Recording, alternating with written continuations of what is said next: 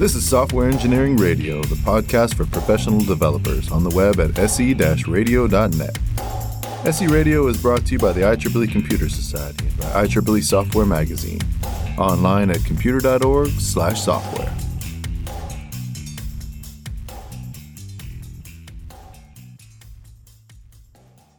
Hello and welcome to Software Engineering Radio. This is Travis Kimmel, and today my guest is Johnathan Nightingale. Johnathan has built and operated organizations from 2 people to 250. He was the vice president of Firefox for Mozilla during a period of intense turmoil inside Mozilla, and helped build and launch the first Firefox offerings on Android and iOS. After Mozilla, he joined Hubba as their chief product officer and helped that team triple in size while improving their diversity stats. He's now a founding partner at Raw Signal Group, an organization that offers management and leadership training for growing organizations. Johnathan co-authored the best-selling book, How Effed Up Is Your Management, with Melissa Nightingale, and will likely reference that book a few times today. Johnathan, thank you for joining Software Engineering Radio. Thank you so much for having me. It's great to be here. Yeah, so today we're going to talk about scaling engineering management and cover topics like when to hire more managers, how to onboard managers, how to plan for career growth, and what to expect at different management levels. So let's start with a general overview. By discussing the role of head of engineering at a small but rapidly growing company, what would you say their role is in an organization of, say, 20 people? In a 20-person organization, in a sort of classic tech startup, if you're building an app or you're building software as a service or something, my guess is engineering is probably about half. Sometimes it's slightly more than half at that size. If you're doing something enterprise, you maybe already have a sales force that's growing, and so maybe it's a little bit less than half. But that means you're talking about an engineering crew of somewhere between 6 and 12 people. The head of engineering at that point is really still a practitioner. It's not that 12 people isn't a full management load. It's more than a full management load. It's just that you can't really expect in a 20-person organization that you're going to be full-time management. There's too much development that's got to happen. And so generally when we're talking to heads of engineering in an organization that big, a lot of what they're focused on is, are we putting the right practices in place? Are we iterating quickly? Do we have a tight understanding with product, if there is product at that point, otherwise with the CEO or the founders? And are we starting to build some engineering velocity, right? It's still a question of the head of engineering being in there doing the work. Even if they're not writing all the code, he or she is probably making choices about which AWS services or Google Cloud services are we using, and which tool chains are we going to build towards, and a lot of the cultural establishing that goes into any high-functioning engineering team. But the reality is a lot of their work is still going to be driving engineering progress forward. So what does a day in the life look like there? Is that a lot of code review, a lot of coding themselves? I think there's 2 ways to answer it, right? There's what should it be aspirationally, and what is it often? I think what it is often is running very fast. Right. I think heads of engineering would say they don't have a typical day. The best thing that they could say to typify it is that it's long. Yeah. That there's a bunch of fires to fight. There's a bunch of new problems that you're discovering. You can get pretty far with an 8-person engineering team, and then wake up one day and realize you don't have any instrumentation. You don't have any way to know if your stuff's working. And you're like, what? But I read the books, and I know that Lean Startup says that it's supposed to be an experiment. I'm doing too many things at once. And so that stage is a really hard stage to be running an engineering team, because you're writing code and you're doing code reviews and you're interviewing, probably is a lot of it, but you're also, nobody bothered to pay for text editors. Are we gonna pay for a site license for text editors? Who's gonna do that? And are we gonna use Redshift as our data warehouse? Who's gonna decide that? The head of engineering, maybe they've got a technical co-founder and a CTO that they can be bouncing ideas off of and dividing the work. Often at that scale, your technical co-founder is the head of engineering. Whether that person's got a vocation towards management or not, they're the ones calling the shots. And I'd say aspirationally, by the time you've got a 10-person team, you do want to be starting to think about your role as a manager. You do want to be thinking about how do we establish some clear norms and expectations and help people build something sustainable. I think that many 20-person organizations feel like it's not time for that yet. Totally. When is the time for that? When do you start hiring sort of another layer of management that's not synonymous with the head of engineering? Yeah.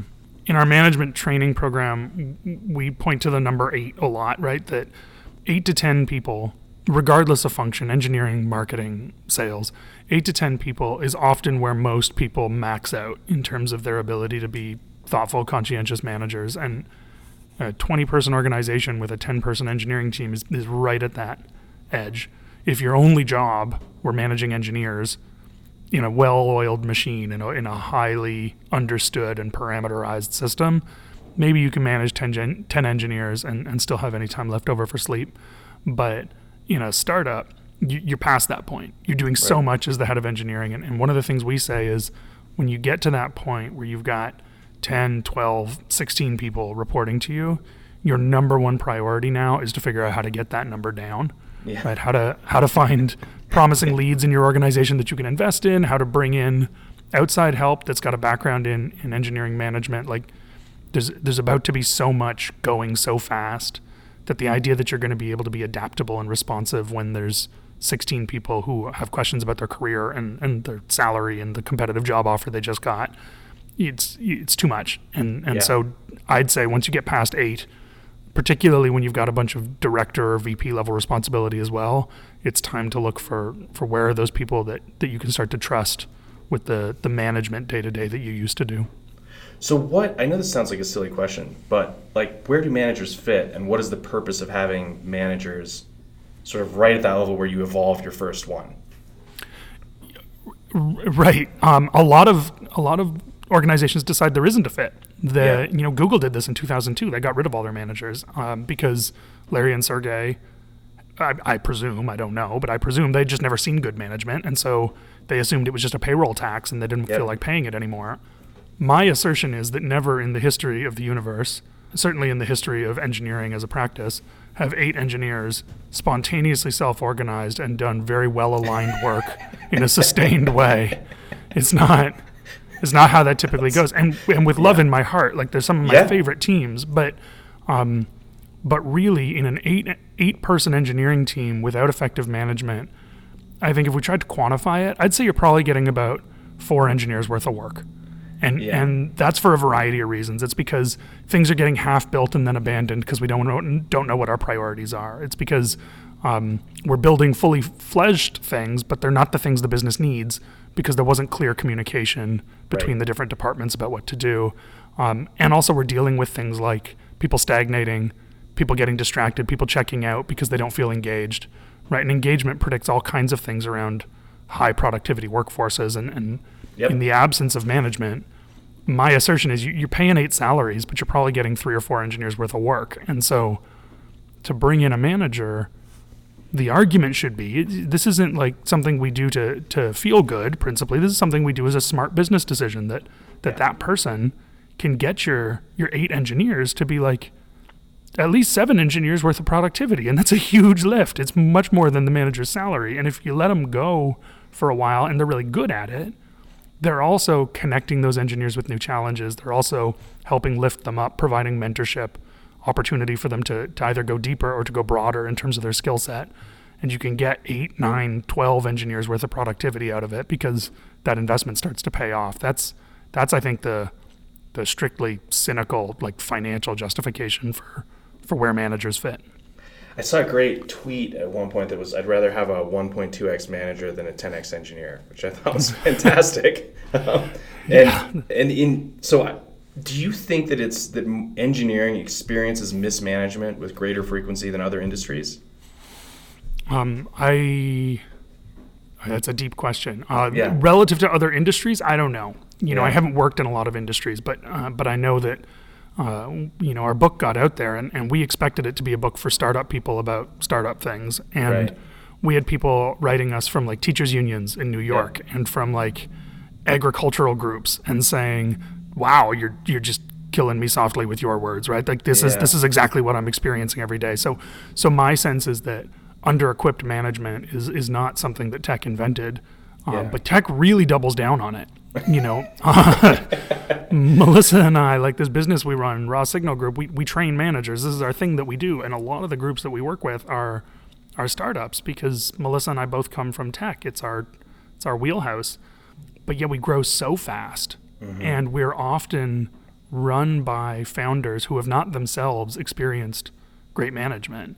Totally. And so their willingness to sort of buy the argument that they should put a bunch of people on their payroll where it sounds like the only job is for them to tell other people what to do, feels like a real waste. And by the time we get to them, they've often grown to 100 people plus, and nobody in that organization knows how to manage well. And I don't mean like complicated, nuanced, can like quote Drucker at parties and stuff. Right. I mean, basic stuff like, what is a one-on-one for, and how do I know if it's working well? Like, how do I give people hard feedback so that I don't have to just fire them after they didn't succeed at reading my mind after 6 months or 2 years? Right. Like basic stuff. And it's such a lift for us because we get these folks in, and at the end of, a workshop with them, at the end of a multi-day training, their eyes are open. They're reaching for Andy Grove's book. They're reaching for Drucker, right? Like, they want to learn more about this stuff because suddenly it's a discipline that has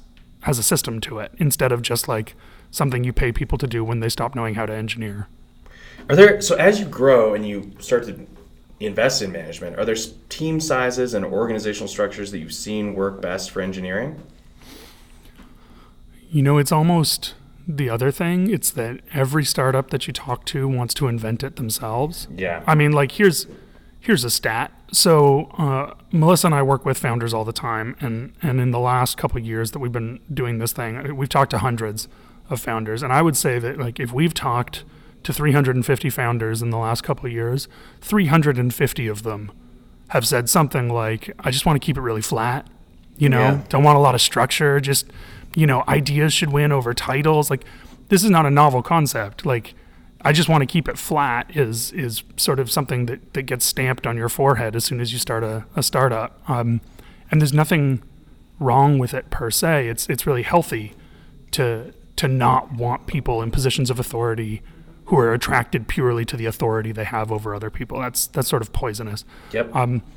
The flip side, though, is that when flat stops working because you're a 100-person organization and nobody knows who to go to for anything or what they own or where accountability lines trace, they often start inventing their own organization systems as though people never worked together before 1993.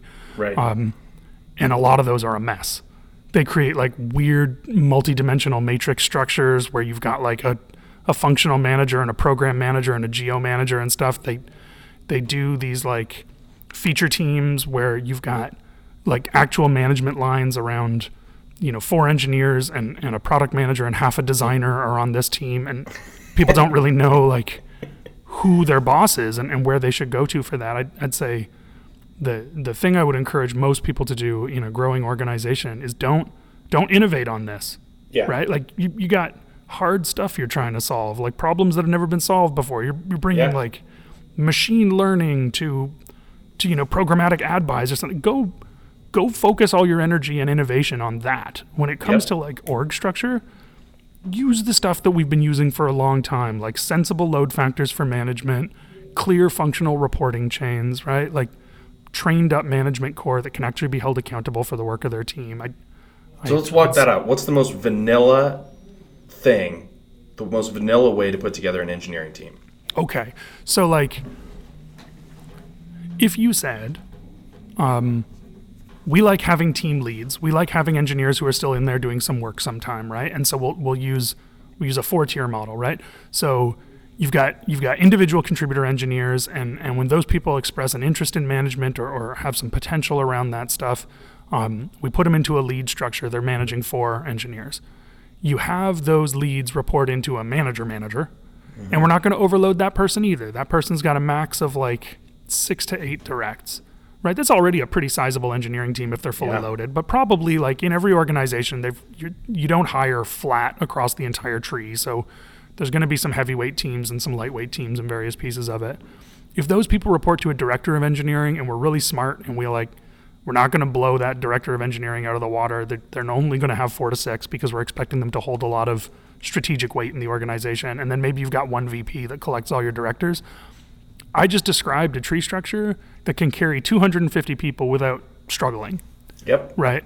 And it can carry 250 people in engineering without any of those leaders feeling overtaxed, with everybody in that structure knowing who their boss is and with none of them being 28 hops away from the CEO, right? Yep. For a small startup, you don't need all those layers. You can probably blend your leads and your managers, and your different teams probably never get to 8 people where you've got to make that hard call. You might not have directors. You might just have the managers reporting directly to the VP. Like, you can flatten it, but that's a pretty vanilla structure, and it allows a surprising amount of scalability. Because if you ever find, oh crap, we're incredibly successful and our engineering org is more than 250 people, what are we going to do? Like, we didn't talk about senior managers or like junior vice presidents or any of the other sort of tiers you can introduce into this tree structure. But this is the funny thing about talking to engineers. They study tree structures in school. Like, you know that tree structures grow very efficiently. And yet when we come to design organizations, we tend to shun them in favor of some complex 3-dimensional chess. And, you know, if the 3-dimensional matrix system worked, by all means, the problem is it doesn't tend to. It tends to lead to a bunch of people disengaged and confused and frustrated because they don't know who's calling the shots, and their various bosses don't seem to be talking to each other. So how do you had implied a couple times there this idea of seniority. What does seniority look like in management? Is it different than seniority in ICs? Yeah. Interesting. So there is certainly a difference between managing individuals and managing managers. And it takes a couple of different forms. One form is that there's obviously an accumulation factor, right? That when you manage 6 individual contributors, you hear through the course of your management experience with them, you hear a lot about what's going on in their life, right? People bring their whole selves to work. And so you're gonna be exposed to some of that. If you're a VP of a 200-person organization, you accumulate a lot of it, right? Some stuff gets filtered, that's fine. But a lot of stuff bubbles up, like, hey, you know, Alex's mom is sick, and so Alex is going to be off for a couple weeks. Like, that ends up bubbling up 1 or 2 layers in the hierarchy. And so one element of the difference is that the higher you are in a tree structure, the more of that reaches you. It can get to be a lot. You know, anything that can happen in the human condition is going to happen to someone in your organization if you keep going in this management thing, and particularly if you're at an accumulator point. But the second thing is that we tend to expect a gradual shift and sometimes a stark shift in terms of your operator context. You're like, my job is to make my team more effective. And we get this gradual blending in of strategic perspective where, like, my team's working on the right things, I need to go realign them. And eventually, my team isn't actually engineering, right? For a VP, yes, engineering is a crucial part of your work. You're the VP of engineering. It's going to matter a lot. But as the VP of engineering in, say, a 100-person organization, your principal obligation is to the other members of the senior leadership team, right? That's your number one team, is like, what are we doing as a business? What are we committed to? What are the strategic choices that we're making? And then you turn around to each person and you say, you know, Jess, you run engineering, go deploy the 100 engineering resources we've given you towards that task, along with your budget, along with whatever else, right? But there's this shift from being team-oriented at the more junior manager level to really being organizationally oriented as you get more senior. And arguably, I mean, I think this is the lesson of models like OKRs. Everyone should be laddering their work up into the organizational goals, but practically on the ground, it's often the case that shift tips around the director level. Yeah. That tends to be when we expect more strategic ownership and less just, you know, day-to-day operational management. So are there specific skills or background experience that you look for in candidates that apply to a management position? I wish that I could that I could interview or even just screen at the resume level and say, like, do you have any competency in management? A lot is a mistake that I made early on, was that I would inherit teams. You know, that's a lot of how you get senior in a growing organization is not even so much that you hire in a new division as that stuff gets piled on. And I would inherit teams, and the manager of that team had been managing for a while, right? Maybe the manager of that team was older than I was and been managing longer than I had. And I felt like an important part of that initial conversation with that manager was to say, hey, I don't want to mess with your world, right? You've got your own style. I'm going to have some expectations of you, but like how you run your team is your business. I want to give you a lot of autonomy on that.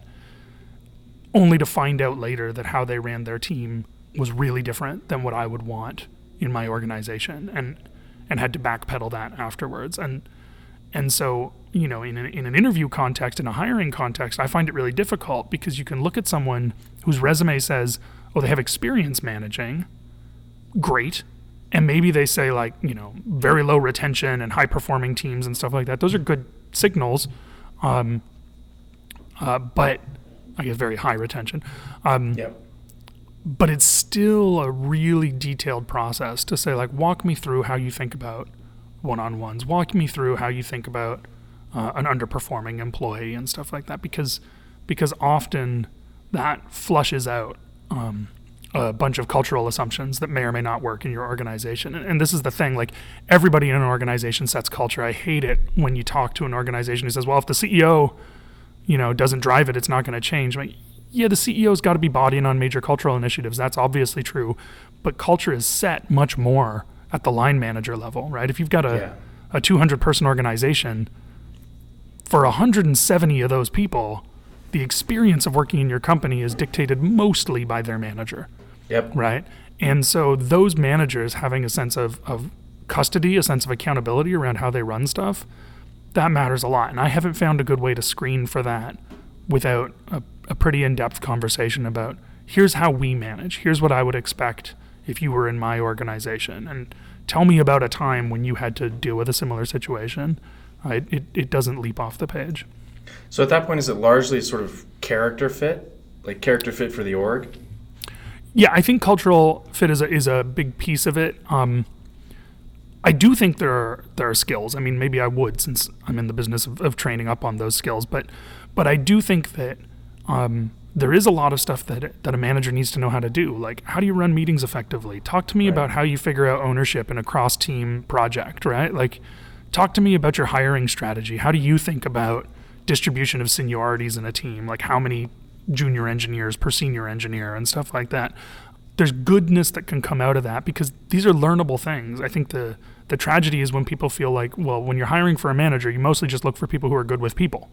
You just mostly look for people who are charming, right? Who don't fall into that engineering cliche of being, of low emotional intelligence. I think that's also garbagey. I think it's really very possible to teach a broad swath of, otherwise capable people the core skills of how to manage well. And I think that we shortcut it so much by saying, if you're good with people, then you're going to be fine. I've met lots of charming sociopaths, right? That's not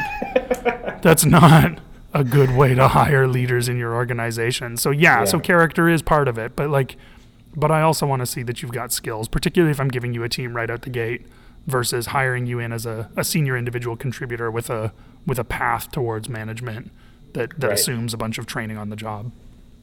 So let's talk about onboarding and training.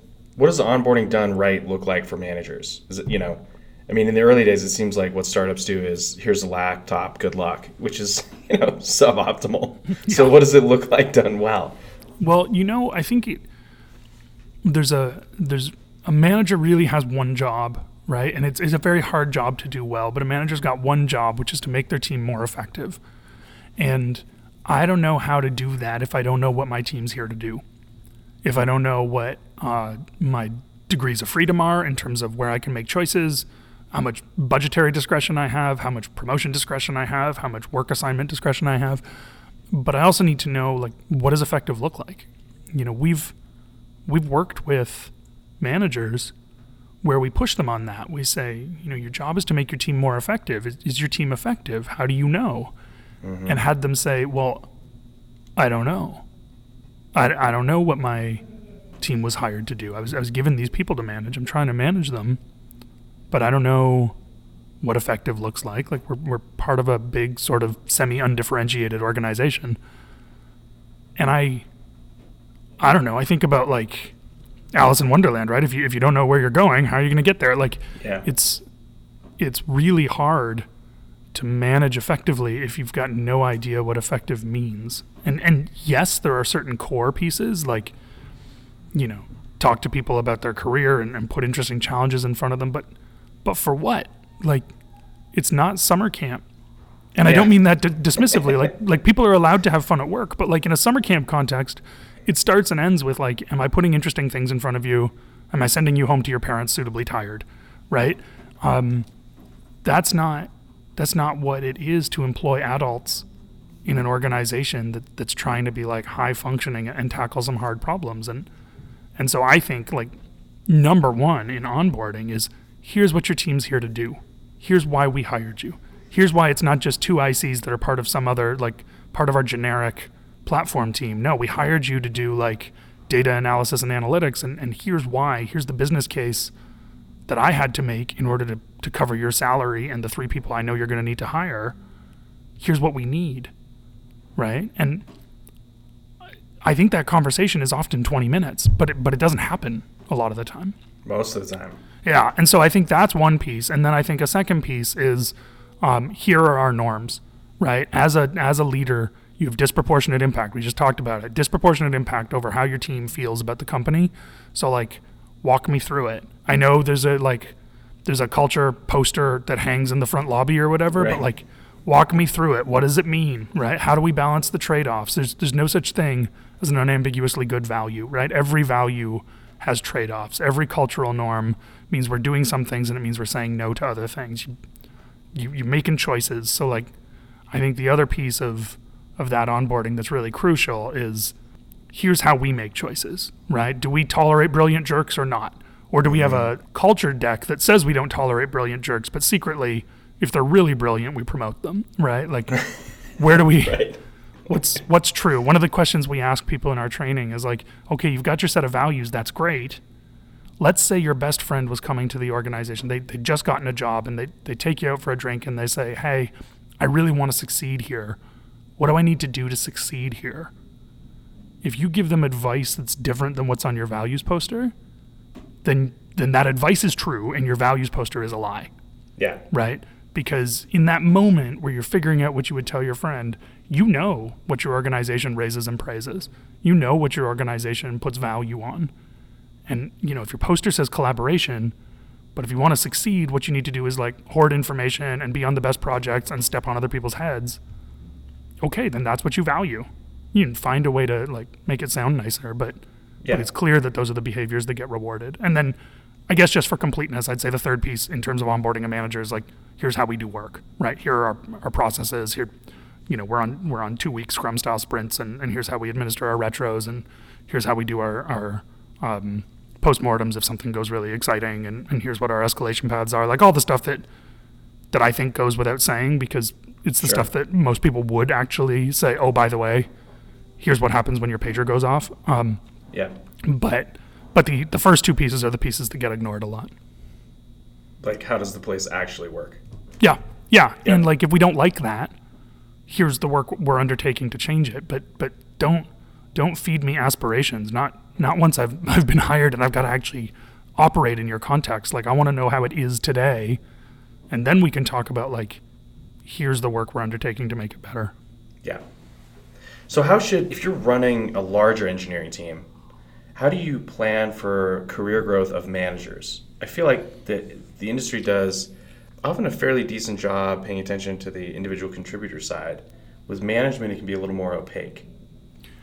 Yeah, I think that's true, and really challenging, because it is the nature of tree structures, right? Part of the reason they scale so well is that you don't need a bunch of people at the top to handle a lot of people at the bottom. And so if you have a bunch of managers who all want to be a director and you don't have a new directorate, it's a hard time, right? Yep.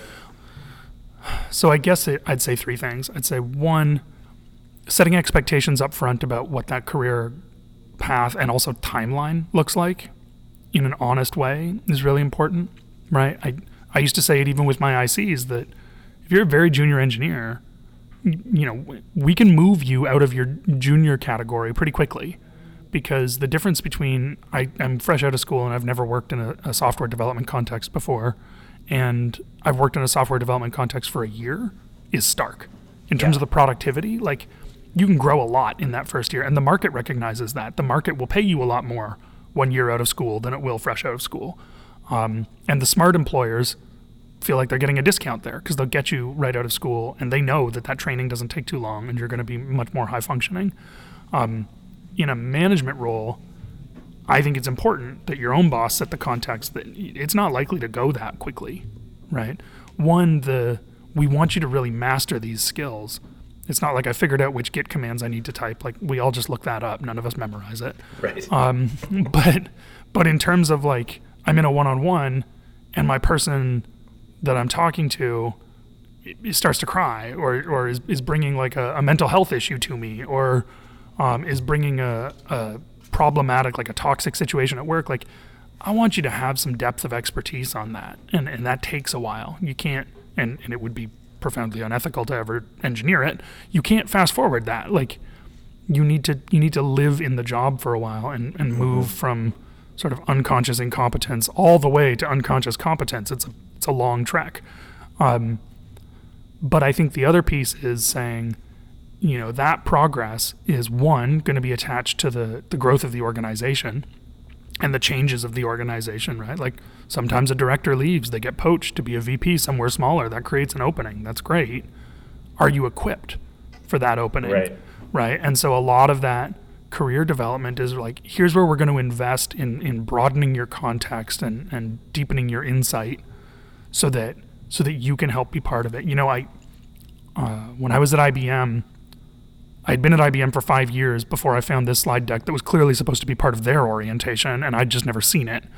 And it blew my mind. And it said, when you come into IBM, IBM had 10 bands and engineers started at band 6. When you come into IBM in an engineering career, you're a band 6. And your job is to figure out where the bathroom is and write some code that isn't terrible and do the work you're assigned. And after a little while, your manager's going to notice that you figured all that stuff out and they're going to promote you to band 7. Hooray for you. And when you're band 7, same thing, like more sophisticated work, mentoring some of the junior band 6s and stuff like that. But at some point, your manager's going to figure out that you're good at this job and they're going to promote you to band 8. And so far, this is not a very interesting slide deck. But then on the next slide, it said, you can be a band 8 for 25 years. That once we get you to that level, 7 years into your career or so, once we get you to that level, you're a reliable individual contributor. You can coordinate the work of small teams. We can count on you for a bunch of stuff. And we can keep moving you around and giving you interesting work and adjusting your comp and never promote you again. If you want a promotion, if that's something you want for you, the onus is now on you, not on your manager. The onus is on you to say, hey, I've been thinking about our business and I've been troubled by the fact that we have a gap. We are not paying attention to this part of how we operate our software group. And it's a band 9 sized gap, and I am the right person to fill it. And I find that the managers in tech organizations who have never seen that IBM deck, the ones who succeed, that's their path more often than not. Their path is like, I didn't wait to get promoted into a director role because my VP got elevated, because everybody just moved up one notch. Instead, it was like, hey, is anybody else bothered by the fact that we're totally ignoring this piece of our engineering work, this piece of our deliverables to the business? And I'm bothered by it, and if it's okay with everyone, I would like to start spending some of my time working on that. And sometimes you get stomped on, like a lot of managers make unfortunate choices, even at the executive level.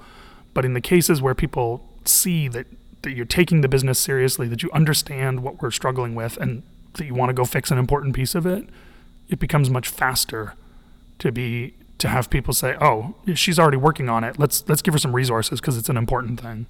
Oh man, as an entrepreneur, I cannot agree with that enough. It is the single greatest thing to see. Yeah, right. We hear it from founders all the time. They say, like, when you're talking to our managers, when you have them, can you tell them to please stop waiting for us to have all the answers? Like, we'll have the answers. If you come and ask me, like, where should the Christmas party be? I'll figure it out, right? But if you could just grab it and run with it, that would help me so much. And totally, yeah. And then it's one day you're looking over it at someone and you're like, wow, she is a warrior. It's time to put her somewhere bigger. Yeah. That is totally how executives think about it. It's like, just totally the this person's doing great stuff. Pour gasoline on this thing. This thing is working, right? Yeah. Do you feel that the early career compression that happens there from sort of junior to mid-tier, which is even faster in startups, it's what startups are great at, is career compression. Yep. Do you feel like that can set weird expectations about the next step, which is longer, or do people kind of get it? No, nobody gets it. For sure, it sets a bunch of problematic expectations, but key among them, and I know it's a thing I keep coming back to, but it's important, is that it sets up those expectations because nobody's articulating expectations with their mouth parts. Like, nobody's actually saying it or writing it down and saying, like, somebody gives you a promotion. When you give someone a promotion, let's talk to the managers for a second. When you give someone a promotion, you sit them down and say, hey, you've been doing great work. We really like these things. As of today, you're now a whatever. You're a staff engineer. You're a whatever. A lot of managers, a striking amount of managers, say congratulations, great work, want to recognize you. Here's your new salary. Have a great weekend. Yeah. And in that moment, you want the universe to sort of step in and say, what did you do? Like, in that moment where you promoted that person, and you want to express like support, and you did hard work for the company, and so the company's, we got you. Like, we're making you whole. We're recognizing this growth that you've exhibited here. Super. But like, keep talking. What is the new job? What are the new expectations, right? Do like a basic start, stop, continue. Like, we're promoting you because of these things. Those things are great. Part of your new role is that we're going to expect you to do a lot more of these things that we didn't have you doing before. And by the way, last week when you blew up at marketing, we're promoting you despite that, not because of that. Like, that's got to stop right now, right? Like, in that moment, their ears are all the way open. They're very receptive to a management conversation right now, because you just did something that ideally, is gonna change the kinds of options they have in their life. They've got more money coming. They're gonna go home. They're gonna tell their family. Their family's gonna be excited for them. Probably they've got a new title. They're gonna update it on LinkedIn. A bunch of people are gonna be like, "Wow, you're crushing it," or some other bro cliche. But like you just, there's a bunch of stuff, good stuff that's about to happen, and to hand all that over and not do a thing about expectations.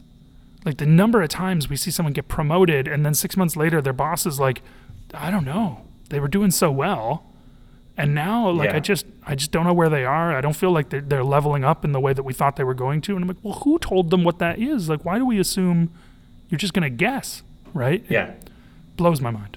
Yep. So what's your perspective on titles? Do they matter? Yeah, they do. A lot of startups want them not to, and it's weird. I don't intend to be super conservative about all things management. Like, you should have a tree structure. You should organize by functions. But like, they do. Like, there's a reason that people use them. They're internal signifiers. They're external signifiers, right? A lot of startups will acknowledge it halfway. They'll say, well, we don't really use titles internally. I call myself like, chief coffee drinker or whatever. But like, externally, obviously, I call myself the CEO because people need to know who they're talking to, right? And they'll play games where, like, internally you're relatively junior, but externally we call you the senior vice president of marketing because it opens doors. Like, it does all those things because those things are useful, right? Because in a context, particularly in a context where we're expecting everybody to read minds all the time in terms of what's expected of them and how that's different from the last position they were in, being called a director at least means you can go look up what's a director's job. Right. What's the difference between a director and a manager? My boss just told me I'm a director. What should I be doing differently? My boss just told me I'm an architect. Like, architect is one of those aspirational terms that a lot of engineers want to attach to themselves as early as possible in their career. What does it mean? What's different about it? What should I be expected to do? What should I be expected to start doing? And what do I no longer get to do? And for those reasons, I think it's useful. It's also useful for calibration, right? You find organizations who have been very deliberate about titles and said, like, here's our structure, right? You might have been a vice president somewhere else. Like, Facebook famously did this, right? You might have been a vice president somewhere else, but we're going to hire you as a manager and if you succeed in our climate, we're going to promote you quickly. That's great. But like your VP title somewhere else doesn't matter to us.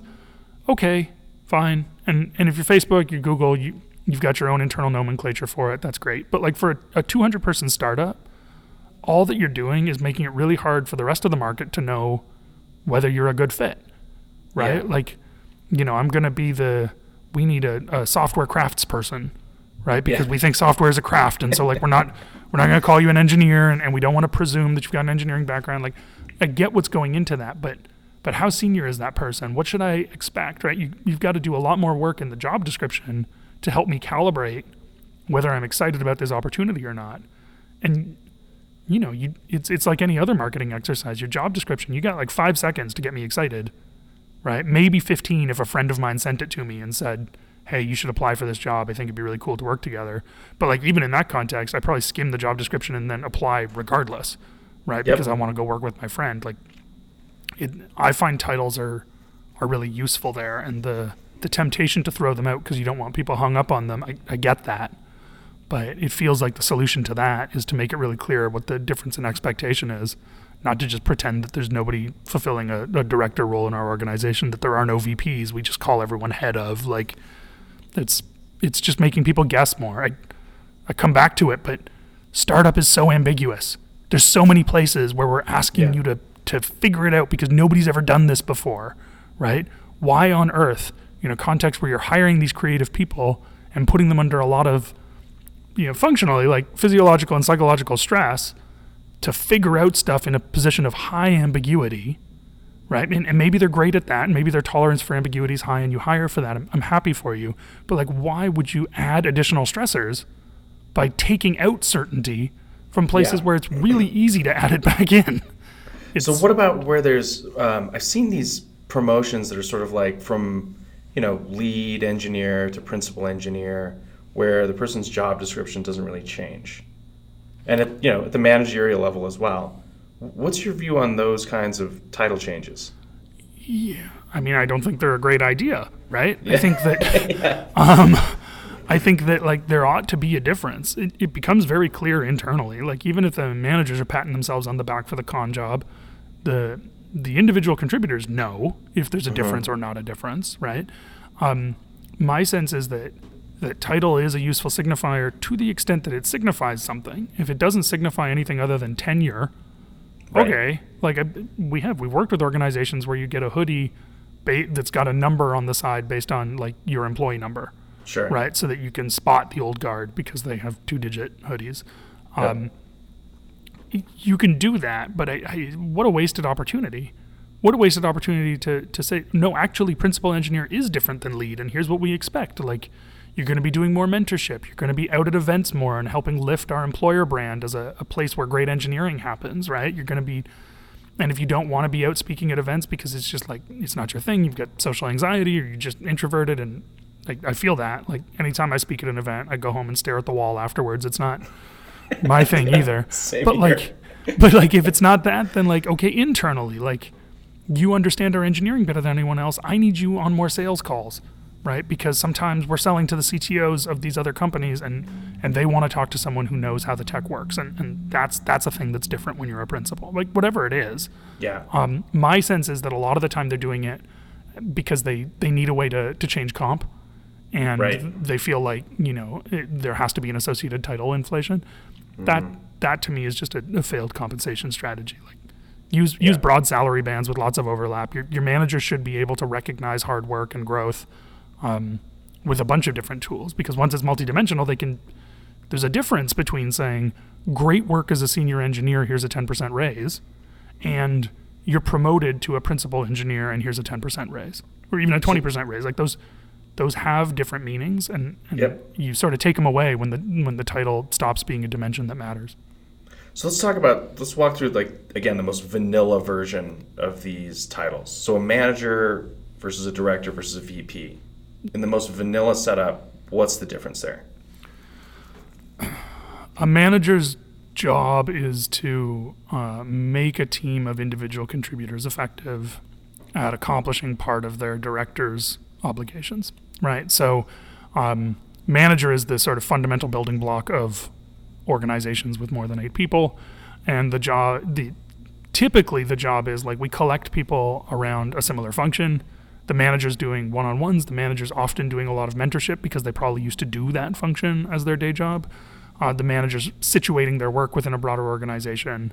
The manager's doing a bunch of work assignment and trade-offs back and forth with other teams to figure out, who's going to provide engineering support for the corporate website relaunch, because it's not the stuff that the front-end devs really want to work on, but we understand that somebody's got to do it.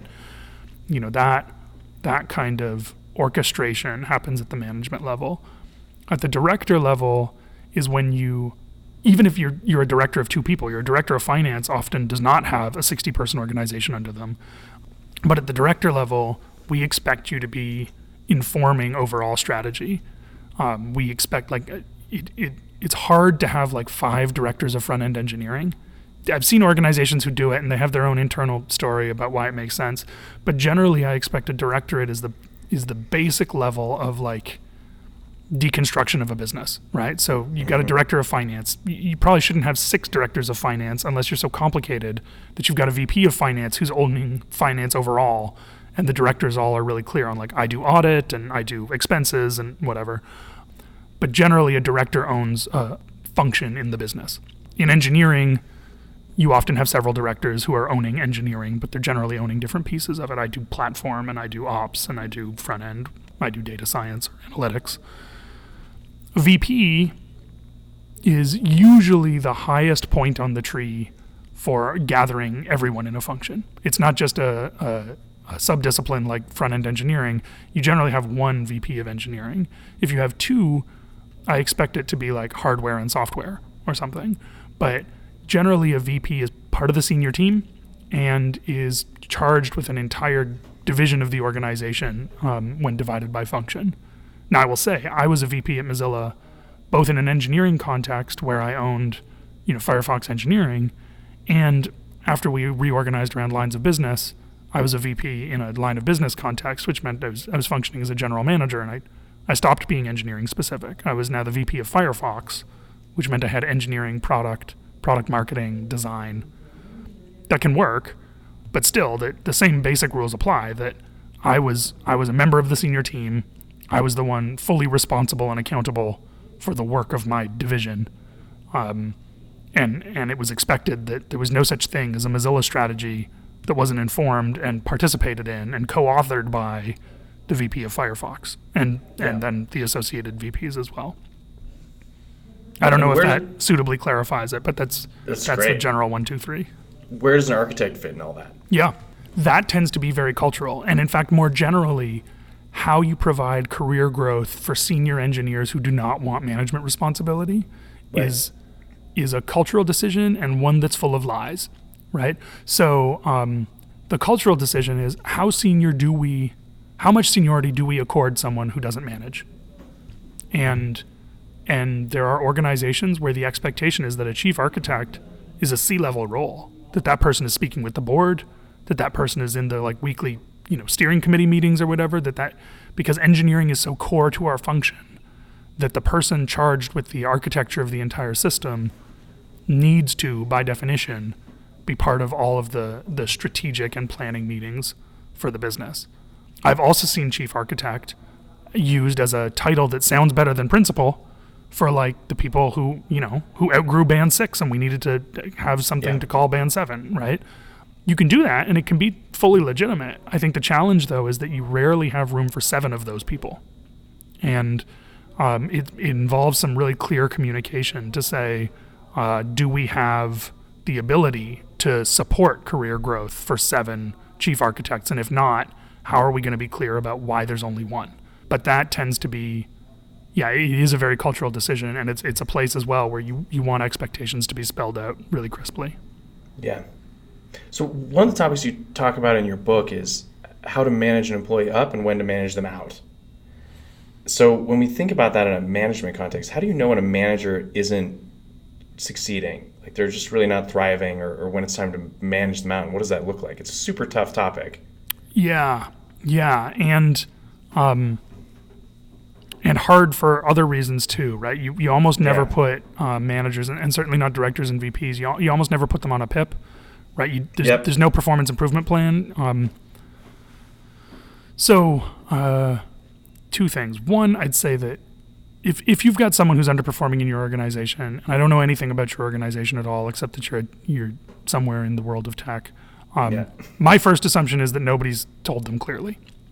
Really, truly, like if I've seen 1,000 performance problems in various engineering contexts, I'd say probably 900 plus of those 1,000 did not have the failure clearly communicated. It's one of the things that's wisest about a PIP is that at least having a performance improvement plan in front of you means somebody wrote it down and made you look at it.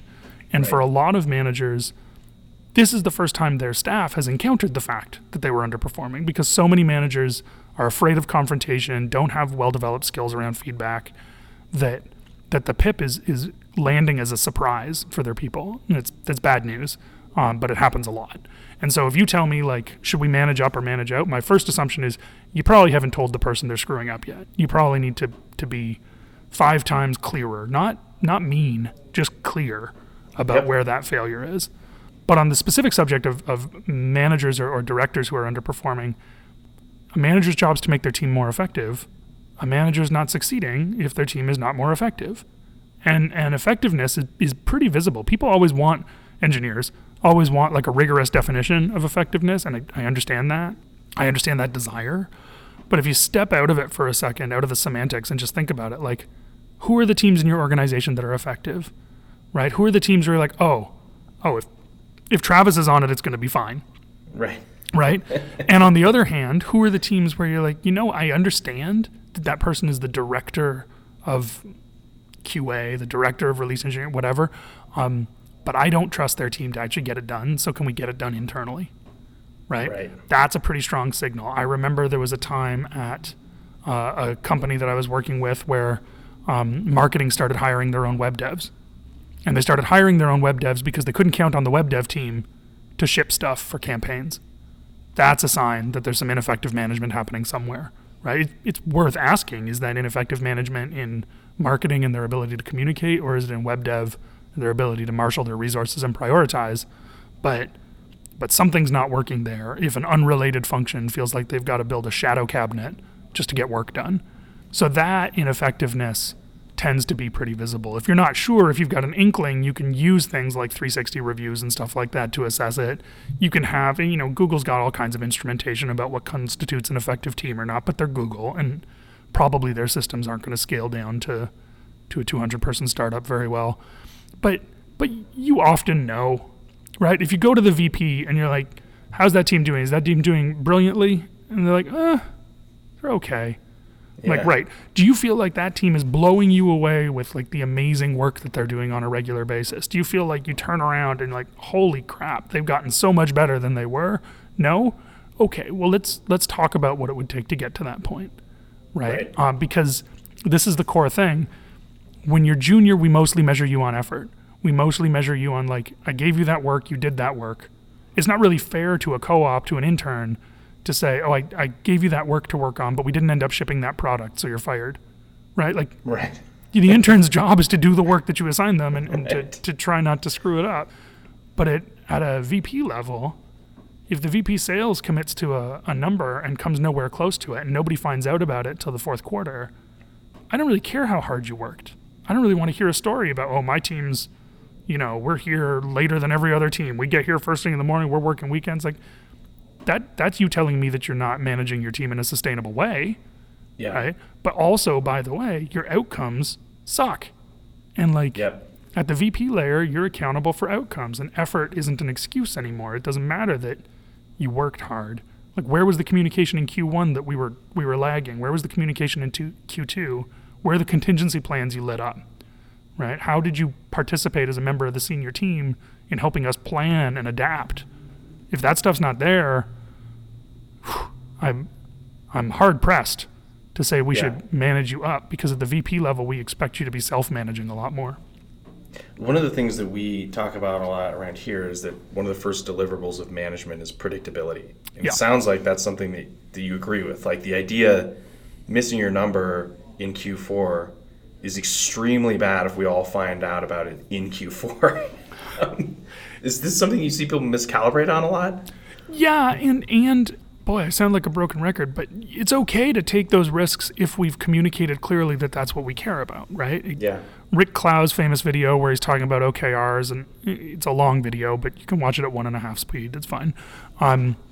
He talks about 40 to 70% rule, right? That you should take goals, you should commit to OKRs that you're 40 to 70% confident you'll hit, and he's doing it as a relatively sort of prescriptive phrase when he describes it, but it's a cultural choice to say 40 to 70% is the right window, right? Because that means that a otherwise high-performing team could commit to a set of goals and hit fewer than half of them, and that we have to be okay with that risk, and that we choose to take that risk because it implies that we're taking the right amount of stretch, right? The right amount of pushing the team to do amazing things, and that we should be a little bit skeptical of a team that hits 100% of their OKRs every quarter because it's a sign that they're sandbagging and that we could probably get more productivity out of them. That's a choice. Right? There may be times in an organization's life, or there may be times for a specific team where we actually want a very different calibration, where we say, no. Predictability matters a lot. We're going to base a huge amount of spending on your ability to hit this forecast. And so I don't want you to be egotistical in this moment. I want you to be conservative and manage risk, and we're going to play to that, right? So if you commit to a giant number, you better be able to hit it. And again, I just want that to be a conversation that people are having out loud, right? Because otherwise, people are going to do all kinds of surprising things. I've seen companies with $2 million in revenue take an OKR for next year that they're going to hit $100 million. And that's very ambitious. With a straight face. And they're like, well, we're just turning on the revenue tap and it's going to keep going, right? I'm like, well, I don't know, that's 50x, right? Yeah. But they often say, but it's okay, because even if we miss that goal and we only hit 70 million, that's still a huge lift from 2 million. And that's a con that you can run one time. One time you can set a big goal and make your people like blow out the stops to try and hit it. The second time you set a goal that's totally unachievable, they just don't believe anymore. It also sounds like that's similar to something we were talking about earlier in the conversation. How the organization thinks about goals is an artifact of culture, an important one. Is the goal we have to hit this or we're dead? Like, is that what it means when we talk about a goal, or is it, we're building in some padding? I think that stuff is, people tend to anchor on the fluffier side of culture, but this stuff is the meat and bones, Yeah, and people have all these awful sort of adapted rules of thumb, right? Like, we always add 6 weeks to anything engineering says. Like, what a disappointing thing to have. You want to talk about like a VP of engineering who needs to be on a performance plan.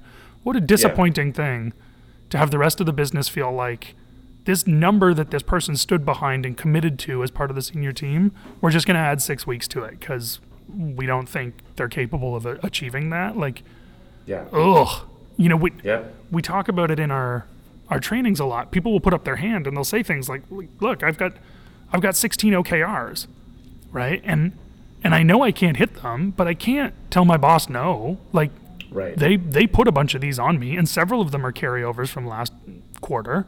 But like, that's just the world I'm in. So, you're telling me, 3 to 5, and I'm telling you I can't do it. And we sort of sit there and we're like, okay,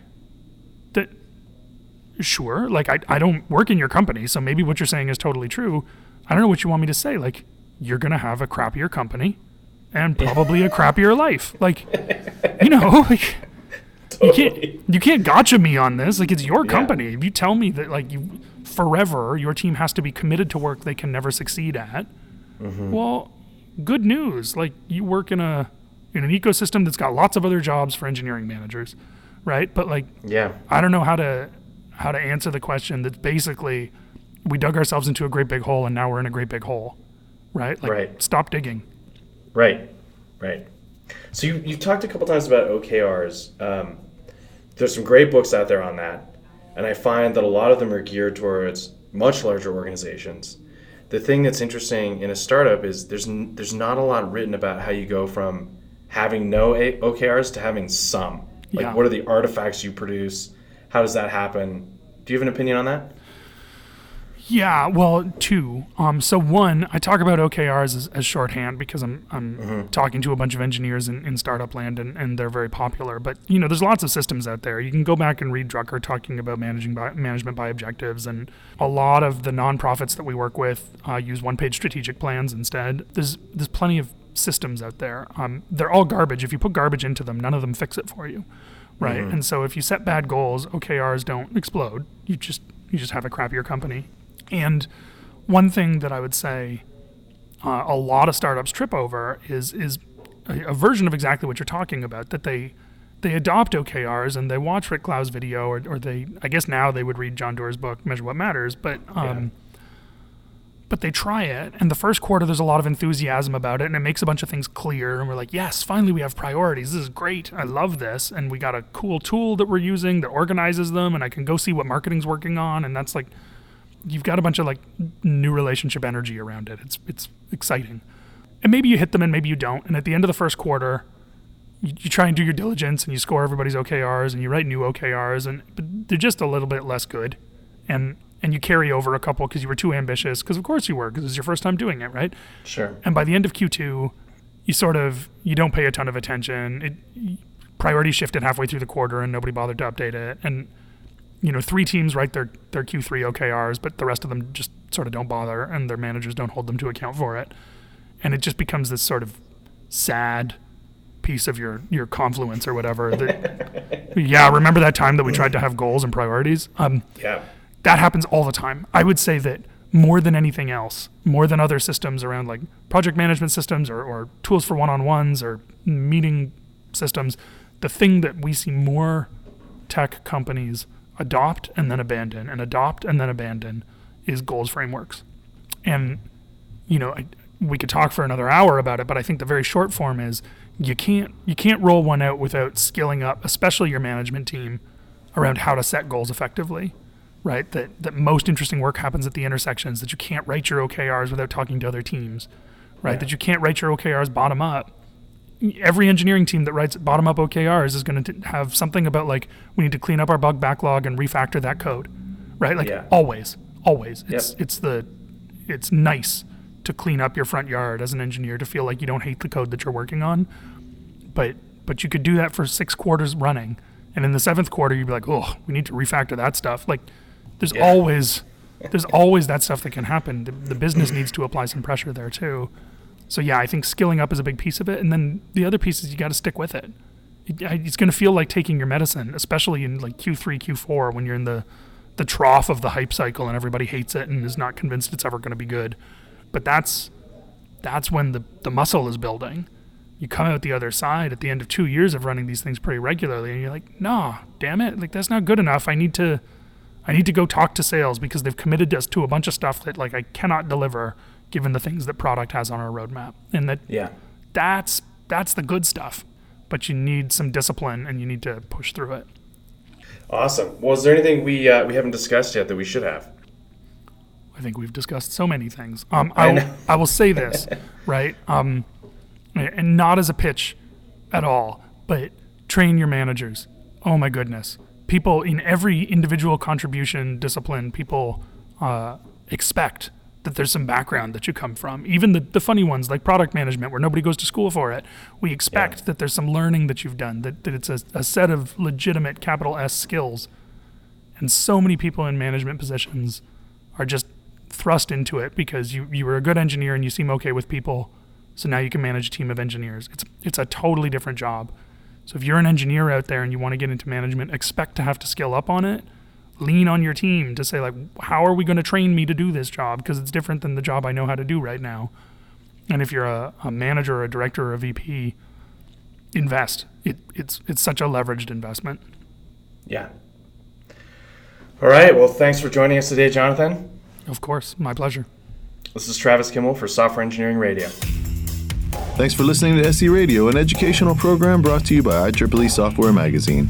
For more about the podcast, including other episodes, visit our website at se-radio.net. To provide feedback, you can comment on each episode on the website or reach us on LinkedIn, Facebook, Twitter, or through our Slack channel at seradio.slack.com. You can also email us at team@sc-radio.net. This and all other episodes of SC Radio is licensed under Creative Commons License 2.5. Thanks for listening.